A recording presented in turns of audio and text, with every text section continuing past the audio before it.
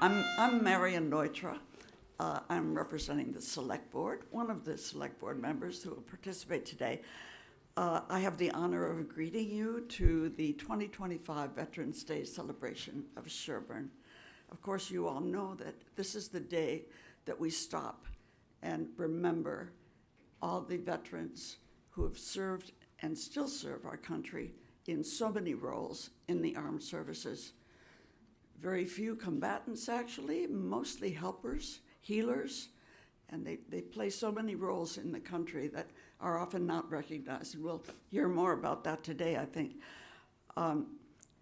This happens every year, and it honors them all, past and present, but we currently have approximately, Diana tells me about 100 veterans living in Sherborn, each with a unique story. We'll hear one of those stories, I hope, later today. I want to especially thank all of the veterans that have come out here today and are here in the audience, and especially our guest speaker that I look forward to hearing from a little bit later. But before we begin, I want to take a moment to thank the organizer and coordinator of these Veterans Day events, Diana Hook. You'll hear from her in a moment. You may not know that she was a colonel in the Army National Guard for 27 years, served in Iraq and in Europe. In fact, she was in Iraq when Saddam Hussein fell. She's one of these unique stories that each veteran in town has. We do well to stop and listen. But let's get started. I want to begin by turning the podium over to John Hudson of Pilgrim Church, who will give us the invocation. Thank you, John.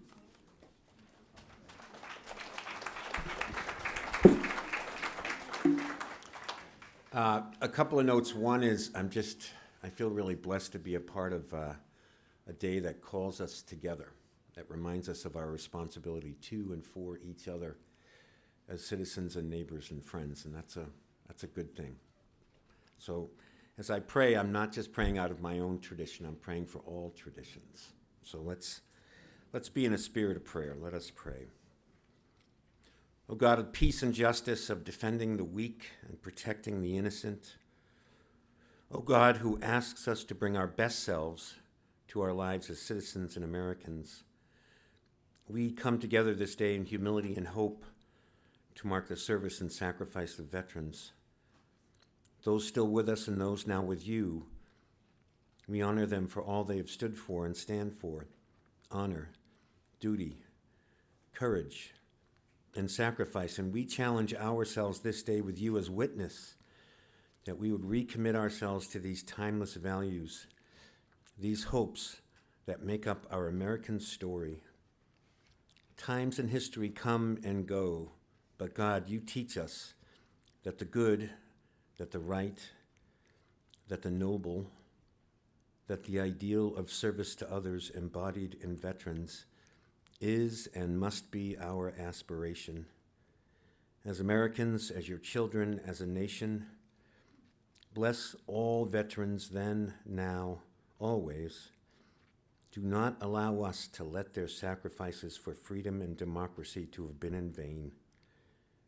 Instead, make us the heirs and the responsible ones for embodying, living out, and defending freedom and its ways in a nation ruled by citizen soldiers and by the people and by our neighbors and by all those who call this country home.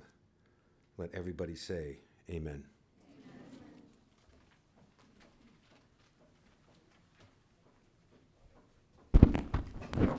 Well, thank you, Pastor Hudson. And now it is my pleasure to call the Boy Scouts to present the colors.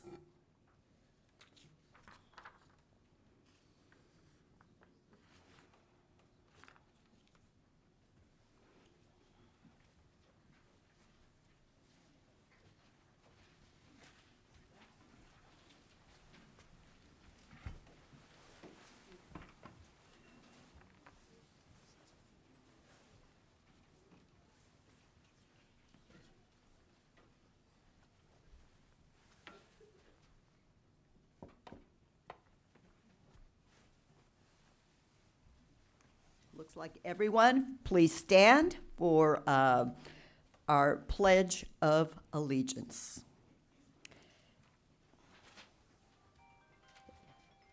Count of three.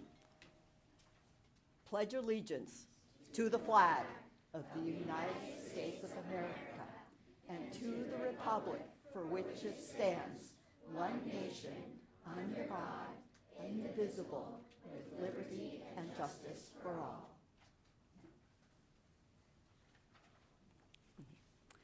I now call on the Pine Hill Chorus to sing the national anthem.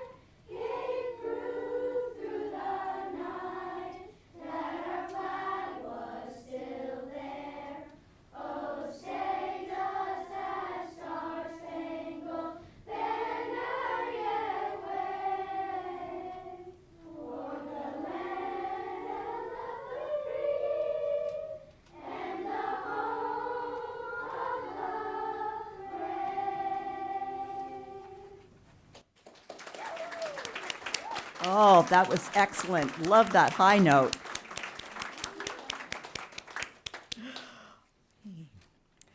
And I now call on one of our Sherborn firefighters, Jesse Rassicott, to please come forward to sing God Bless America.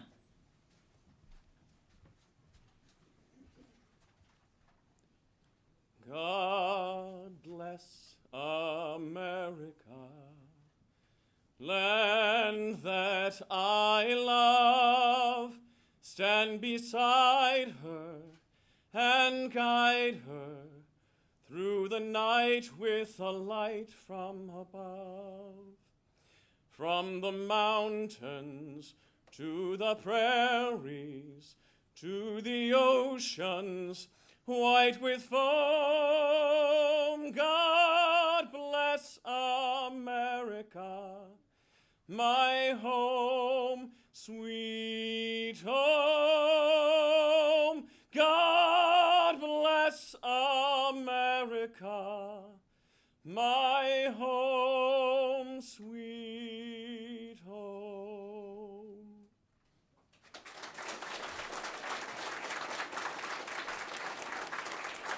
Thank you for that moving rendition.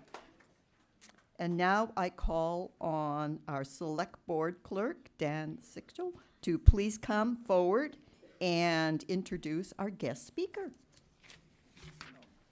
Oh, Paul, my apologies. I please call on Select Board Member Paul Durensis to please come forward to offer some opening remarks.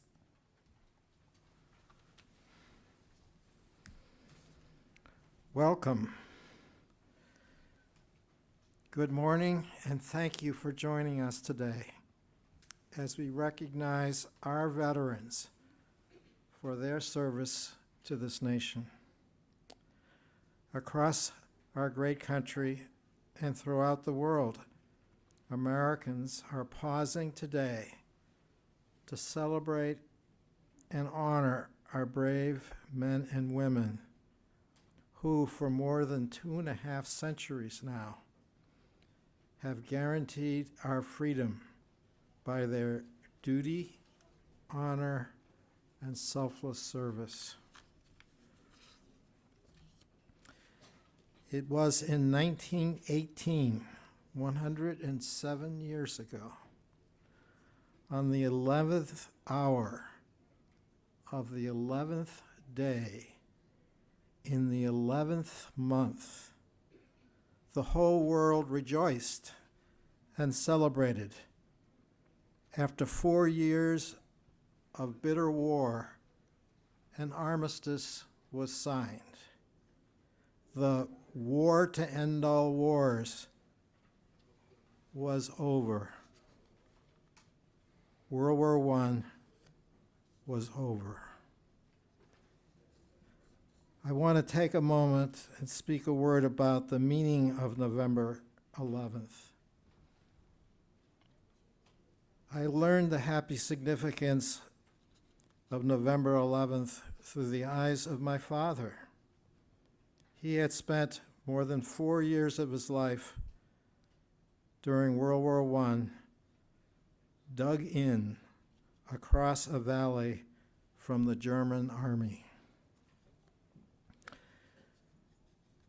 How his eyes would gleam in joy at his personal memory of the news of November 11th, the day he got the news that the long ordeal was over. The war was over. This is a day when people embraced and hugged one another like they had never done before. This is the day my father crossed the divide of no man's land between two armies and embraced his enemy in celebration of peace, no longer enemies. This is the day my father threw his helmet as high as he could in the air, for he was going home at last. All the soldiers, all were told, this day was the day that they knew that they were going home at last. Our U.S. Congress passed an act in 1938 that declared November 11th to be dedicated to the cause of world peace and to be hereafter celebrated and known as Armistice Day. In 1954, after the nation had been through World War II and the Korean War, Congress amended the Act of 1938 by striking out the word armistice and inserting the word veterans. With the approval of this legislation, as signed by President Eisenhower, November 11th became a day dedicated to world peace and a day to honor all veterans of all wars.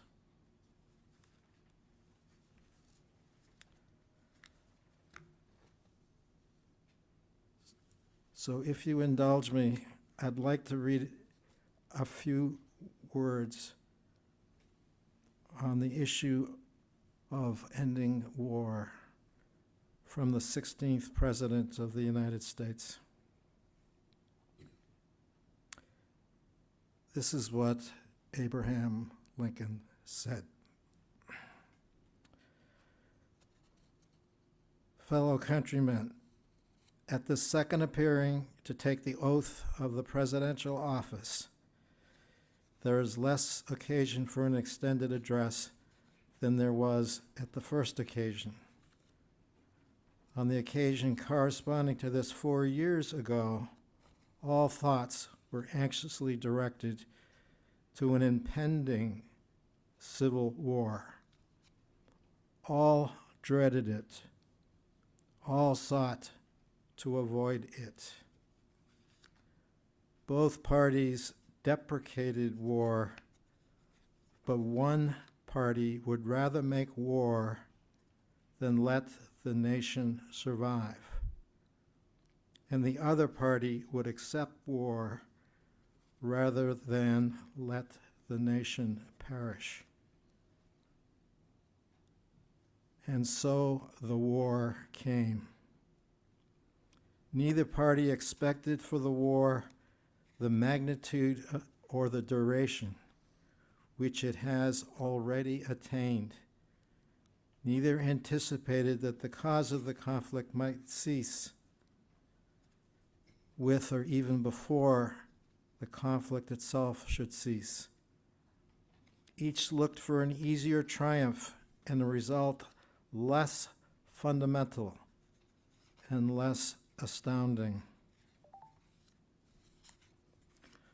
Fondly do we hope, fervently do we pray, that this mighty scourge of war may speedily pass away. Then, oh then, with malice towards no one, with charity for all, with firmness in the right, as God gives us to see the right. Let us strive on to finish the work that we are in and to bind up the nation's wounds, to care for him who shall have borne the battle, and for his widow, and for his orphan, to do all which may achieve and cherish a just and lasting peace among ourselves and with all nations.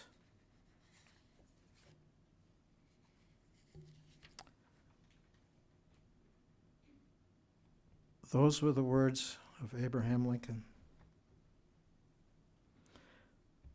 So I'd ask all vets who are here today, please rise if you can for recognition. Please stand. And if you can't rise, raise your hand. And also all family members of our veterans, please also rise. I've asked you to rise so that all of us can give recognition to thank you for your service. Could I ask for a round of applause?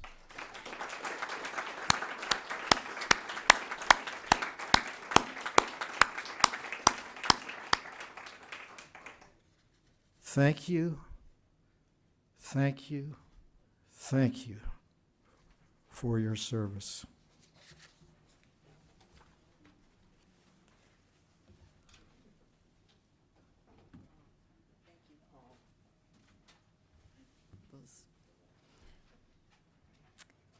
Now, for the introduction of our guest speaker, I call on our Select Board Clerk, Dan, this time.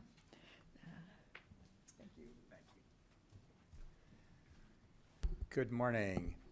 So I'm Dan Sickle, Select Board Clerk.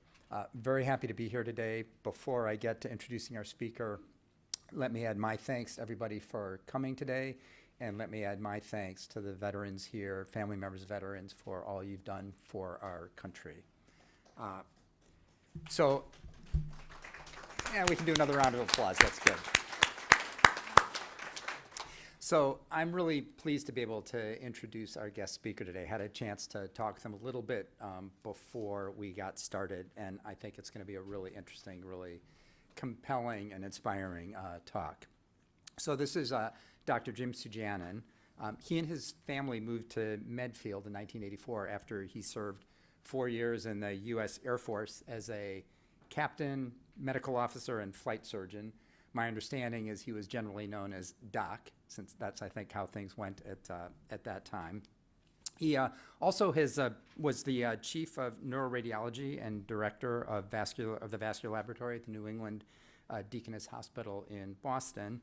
And he now practices radiology, so shifted from surgery to radiology, now practices radiology at South Shore Hospital in Weymouth. And just from talking with him, doctor who's really focused on working with patients and helping patients. And I think we'll hear about this, but I think that just follows on the sense of service that he would have started with as a young man joining the Air Force. So I'm delighted that he is here today. So please join me in welcoming Dr. Jim Sujanan.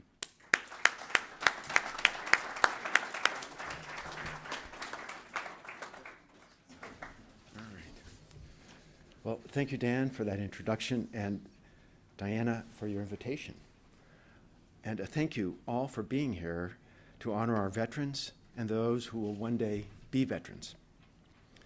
My military story begins in 1975 when I signed my contract with the Air Force during my last year at Harvard. 2 years after the Paris Peace Accords successfully ended America's military involvement in the Vietnam conflict. But the same year, North Vietnam violated those accords and overran our former ally in the South. Millions died in Southeast Asia as Washington did nothing, in part because hatred of the military, and veterans in particular, was so intense. The now volunteer military was desperate for enlistments, especially in the medical professions. I had no way to pay for medical school. The military offered scholarships with 1 year of service for 1 year of payment. I would owe the Air Force 4 years, but I would have volunteered to serve anyway because I have a family tradition of military service, because this is the only country where the grandson of peasants can go to Harvard and become a physician. Because this great nation answered the call in 1941, fought successful campaigns on multiple fronts across the globe to win World War II, and become the accidental superpower that brought unprecedented peace and prosperity to the entire world. If America hadn't been there, none of us would be here.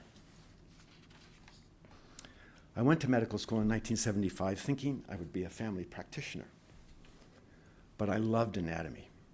So after my 4 years of medical school, I began surgical training, hoping to become an orthopedic surgeon. The Air Force had other ideas. In September of 1979, 3 months into my surgical internship, they sent me a letter saying, "We don't need surgeons. We need warm bodies for the Cold War. So we're going to call you to active duty in July 1980. If you volunteer to come in, you can choose what you do and where you do it. Otherwise, as stipulated in your contract, we're going to pull you out of training, tell you what to do and where to do it." So I volunteered to be a flight surgeon in Europe. Now, what's a flight surgeon? A flight surgeon sees patients just like any other physician. We monitor public and occupational health because those are major sources of casualties, even in peacetime. We care for pilots and other people on flying status, making certain that they're mentally and physically capable of performing their missions. We're on flight status also and are required to fly at least 4 hours a month in military aircraft, because military flying is nothing like a civilian counterpart, all right? It can be very dangerous because because it pushes the limits of human capabilities and endurance, like when inserting into hostile terrain from a hovering helicopter, or attempting to remain conscious during 6G turns in an F-15 dogfight. These experiences help flight surgeons understand the stresses that air crews face and serve in the critically important role of human factors experts on aircraft accident investigation boards that examine evidence after aircraft accidents occur, determine causes, and propose how to prevent future mishaps. I had 9 weeks of military and aerospace medicine training in Texas in the summer of 1980. The 120-degree heat during field exercises presented the first of many challenges in my military career. In September, I found myself in England at air bases left over from World War II. assigned as a flight surgeon to the 78th and the 509th Tactical Fighter Squadrons who flew A-10 Warthogs, and to the 67th Air Rescue and Recovery Squadron with long-range C-130 Hercules transports that could air refuel their HH-53 Jolly Green Giant helicopters. And let me tell you, 10-hour helicopter missions are no fun. I did a lot of flight physicals, saw a lot of patients in our medical clinic, which was a cluster of metal half-cylinder Nissen huts, also World War II remnants. My go bag had all the essentials: stethoscope, helmet, gas mask, chemical warfare suit, change of clothes, and lots of toilet paper. Every time my squadron deployed to harass the Russians, I went with them. When I returned, I got to make up all the ER shifts I had missed while I was gone. I served on 2 accident investigation boards, both fatal aircraft crashes. I learned a lot, sometimes the hard way for myself or for others. In June 1983, I rotated stateside to the hospital at Langley Air Force Base in Virginia. I did a lot of flight physicals and saw a lot of patients. I flew in U-21s with the U.S. Army TRADOC Flight Detachment. Right there, yeah.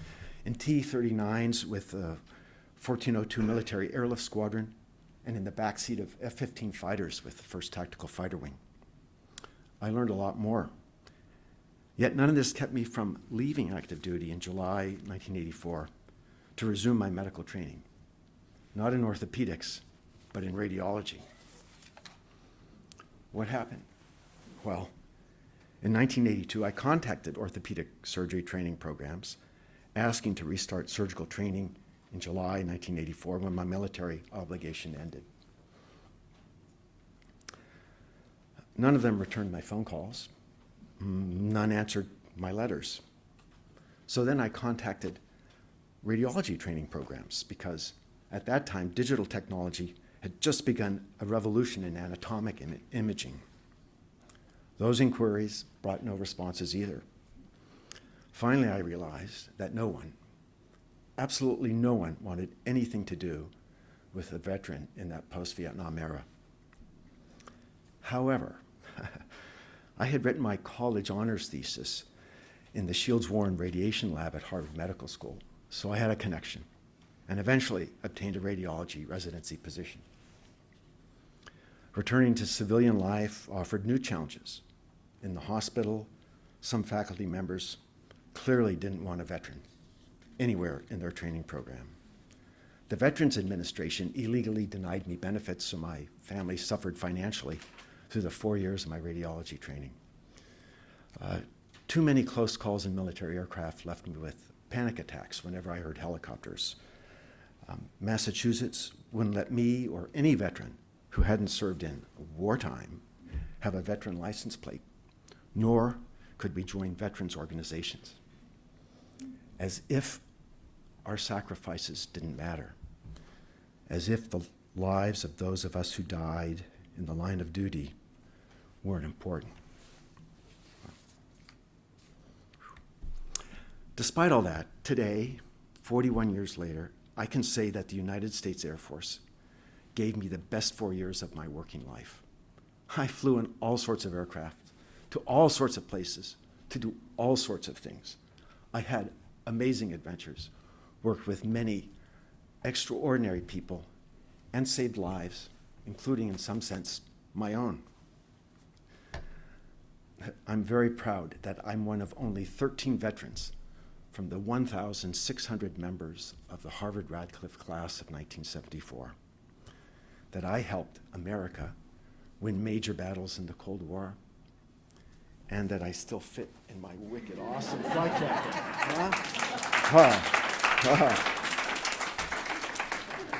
I'm incredibly grateful for the opportunity I had to care for service members, veterans, and their families, for those med techs and squadron members who always had my six, especially my squadron commanders.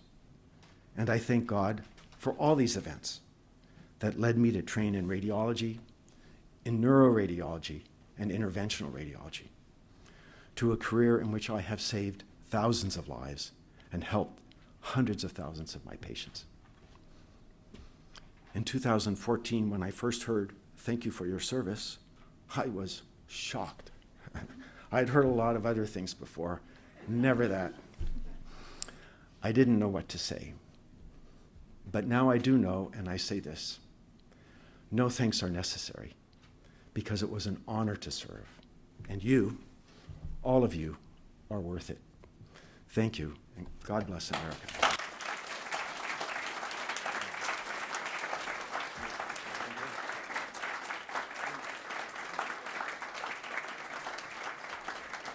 Well, thank you, Doc.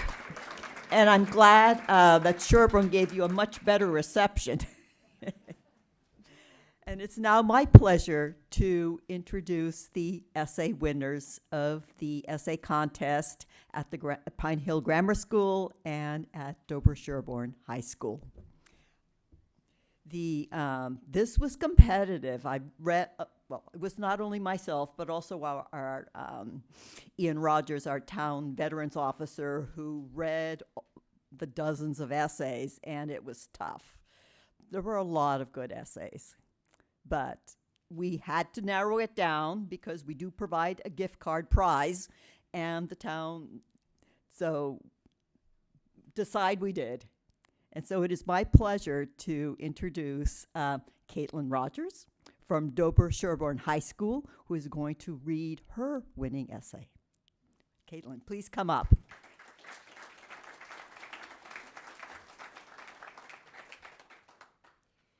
Veterans Day has always felt personal to me. It's not just a day off or a holiday, it's a reflection of strength, sacrifice, and leadership that has shaped my family for generations. My grandfather served as a JAG officer in the U.S. Air Force during the Vietnam era, following his journey through the ROTC program. My dad served as a nuclear submarine officer in the U.S. Navy, and my brother is now a midshipman at the U.S. Naval Academy, preparing to become a nuclear engineer on a submarine. Because of them, Veterans Day is more than just a day of remembrance. It's a reminder of what it truly means to serve with integrity and purpose. My grandfather's story taught me that service can take many forms. As an Air Force lawyer during the Vietnam era, his role wasn't on the battlefield, but it required courage of a different kind. The courage to uphold justice and fairness, even in times of uncertainty. His path through ROTC showed me that his decision to serve begins long before one enters active duty. It starts with a mindset of commitment, the willingness to prepare, to lead, and to take on the responsibility for something larger than yourself. My dad's service in the Navy showed me another dimension of that same dedication. As a nuclear submarine officer, he lived and worked in one of the most demanding environments imaginable, relying on teamwork, precision, and calm under pressure. Even after leaving active duty, those lessons have stayed with him. His steadiness and humility have shaped how I view leadership. It's not about commanding attention, it's about guiding others through example and consistency. Now my brother is carrying that legacy forward at the Naval Academy. Watching him wake up before dawn to train, study, and lead has shown me that service is built on small, daily acts of perseverance. His commitment reminds me that serving your country begins long before you wear a uniform. It begins with the decision to dedicate yourself to something more than personal comfort or convenience. Even though I'm not in the military, Veterans Day challenges me to live by the same principles that my family and all veterans represent: honor, courage, and commitment. Those values shape how I approach my goals, treat others, and face challenges. They remind me that service isn't limited to the military. It can be reflected in how we contribute to our communities, stand up for what's right, and live with gratitude for the freedoms others have protected. To me, Veterans Day is both a tribute and a responsibility. It's a day to thank those who served, but also carry their legacy forward, to live in a way that honors their sacrifices and continues their example. Because of my grandfather, my dad, and my brother, I've learned that service doesn't end when someone leaves the military. It lives on in the values they pass down, the families they raise, and the lives they inspire. Veterans Day means honoring that legacy, past, present, and future, and striving to live each day in a way that makes it worthy of their courage and sacrifice.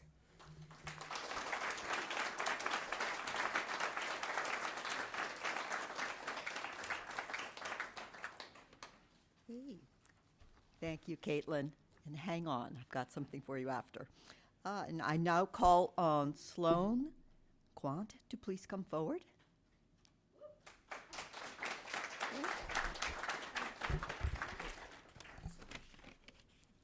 Veterans Day is celebrated to honor everybody who took part in the military.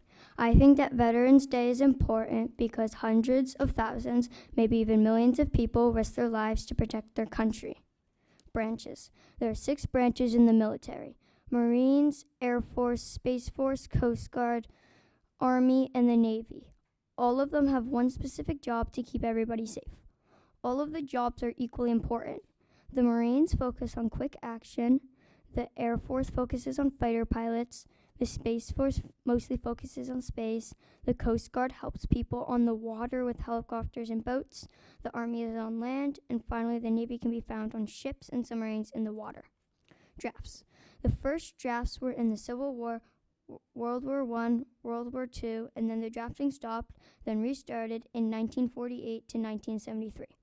If you were male, you would get a letter telling you that you had to come fight in war, whether you liked it or not. Luckily for us, there has not been a draft in over 50 years. Showing gratitude. I think that it is very important to show gratitude to all of the veterans who fought in war. They have to go through extreme training to be in the military. Sometimes people have sadly died during extreme training and dangerous missions. Soldiers also have to deal with friends passing away while they are serving. Most soldiers, when they come back from war, have mental or physical injuries that can affect their lives. That just proves how selfless they are. We should also show gratitude for the soldier's family. Jobs. There are a lot of important jobs in the military. Not all jobs include being a Navy SEAL or a Marine. I think that everybody who has a job in the military, even if it's a smaller job like a chef, should be appreciated for what they do. If there weren't any chefs, the soldiers wouldn't have any food to eat.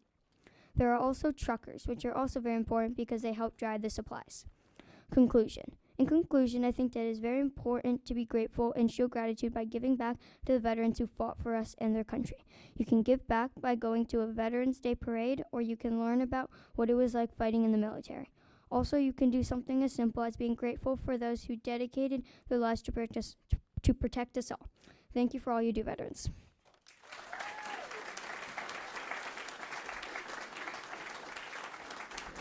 You're welcome, Sloan. And now could Caitlin and Sloan, could you please come up one more time? Come on up. This is good. This is a thank you card on behalf of the town of Sherborn. Thank you. Thank For you. you too. Okay, and again, thank you to the two of you. Okay, and now for closing remarks, I call on our select board member, Jeff Waldron. You know you've drawn a short straw when you have to follow James and 2 essay winners, okay? That's not really an ideal position, but I want to start first by just telling a little family history about the military that James might enjoy too. One amusing and one that's somewhat sad. The amusing one is my best friend from high school is a guy named John Jaffin, who became eventually Chief Medical Officer of Walter Reed. But at one of our high school reunions, he wrote, "I'm in Kuwait, I can't attend. No kidding, I'm a pediatrician at war." And then my 2 cousins, this sort of sad one, both flew F-14 Tomcats for the Navy. And they were, I mean, not only the injuries people ensued in military flight, but the older one had to eject from a crashing F-14, which the ejection forces are unbelievable on the body. So veteran service is really not appreciated, I think, as he said. He didn't get respect even when he was applying to positions. So I would like to thank all of the veterans in town for 2 things. One, for their service to the country, but also to the service to the town. I haven't met many veterans in town who didn't also give back by serving in Veterans Affairs departments and other departments in town. So they do a lot. I see a lot of people in the audience that I know. So thank you for service to us also. And it inspires the youth that you saw as well. And I want to thank the veterans Services Department, Diana, Christina, Melinda, and maybe some others that have put this together. A terrific event. Thank you for doing this. It's very important for the town. And last, thank Diane for making sure we were well fed afterwards. So thank you all for attending, and it was really a terrific ceremony.